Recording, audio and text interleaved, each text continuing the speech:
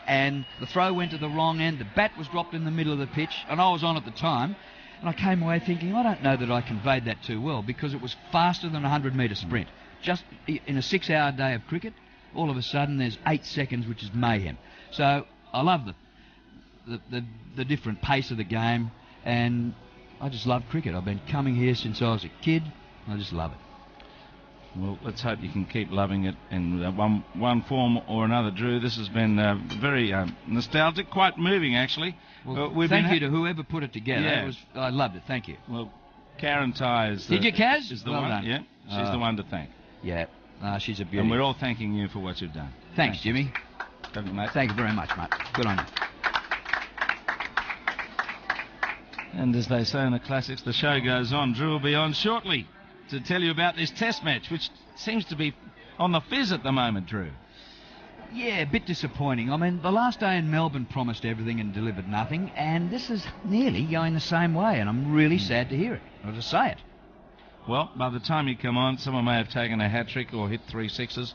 Here's Chris Buck Rogers with a great interview with Lisa Stalaker.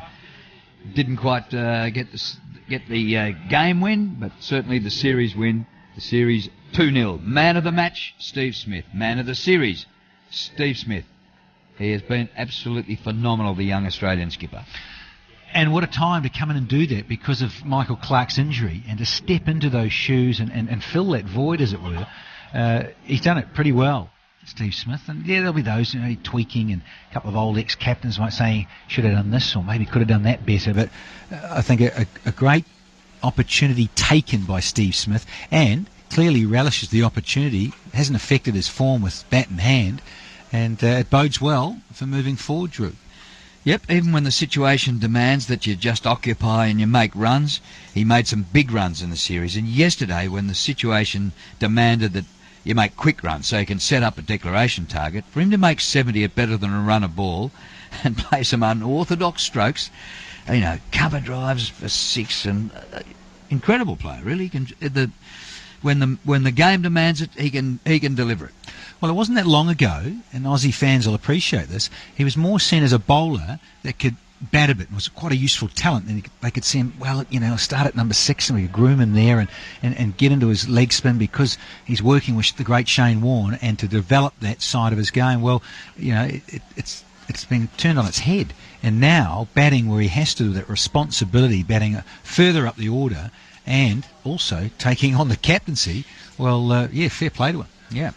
Stay with us on Grandstand, because after the National Grandstand program, coming to you here from the 5th Test at the SCG, Western Australian listeners will be heading to the Hopman Cup final, the USA playing Poland tonight, and Queensland listeners going to the Brisbane International, so tennis around the country. And of course, in a few weeks' time, the Australian Open comes to you from Melbourne. And both those tennis calls tonight available around the country online if you can't pick it up on your local radio source. Australia win the series here 2-0 at the Sydney Cricket Ground. And if you've just tuned in, you're coming back from your local park cricket, or you've had a few jars in the pub or something like that, and you've got no idea what happened, it's finished up as a draw.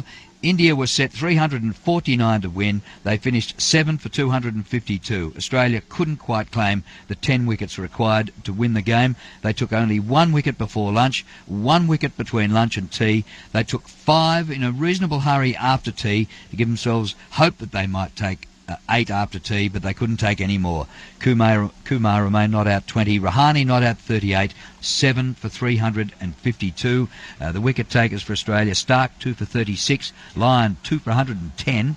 Hazelwood 2 for 31. And Watson 1 for 22. There's Watto out there with his young daughter, who's about 18 months old. And he's out in the field and he's pointing out the scoreboard to her. Look at that, says Dad. Australia win the series 2-0. Little boy, I beg your pardon. So he is. He's got the long blonde hair, but he's wearing blue. I should have picked that up. And he's running away from Dad. Hey, Watto, you'll never catch him. Gold, true Morphett. All right, well, that's it from the Sydney Cricket Ground, and from a personal point of view, Danny, that's it for me for a while. I will see you around commentary boxes somewhere, where I'm not sure. But it's been an honour. I'll see you somewhere. Jimmy, Good on you, mate. Great to work with you all these years. And to Laurel Curtin, who's our scorer here at the SCG.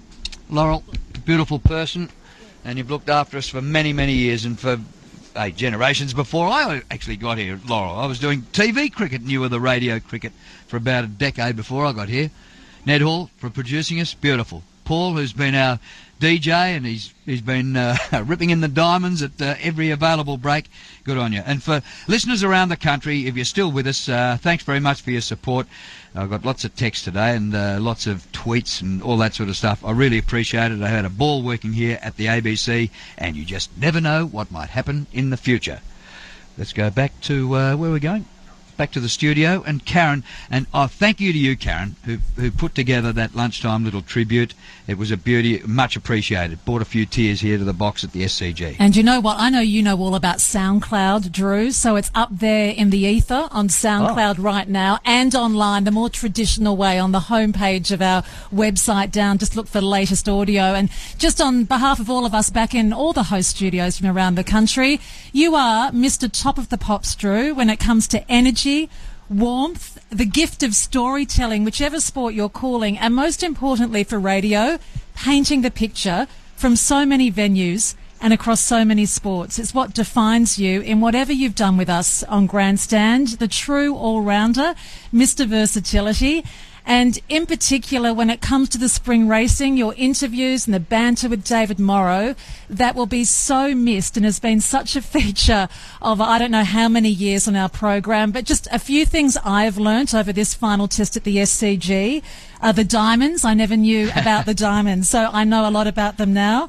I know that Tom Hanks' dad was not the lead singer of the said Diamonds. And I also, we were sucked in on that one. And I also know that one of your favourite tunes of all time, and we loved hearing the real thing, but is Gloria, Van Morrison. And I'm just going to play you a burst of this, Drew. So on behalf of all of us, we hope we hear you very soon again. But for all the contributions you've made over so many years, thank you.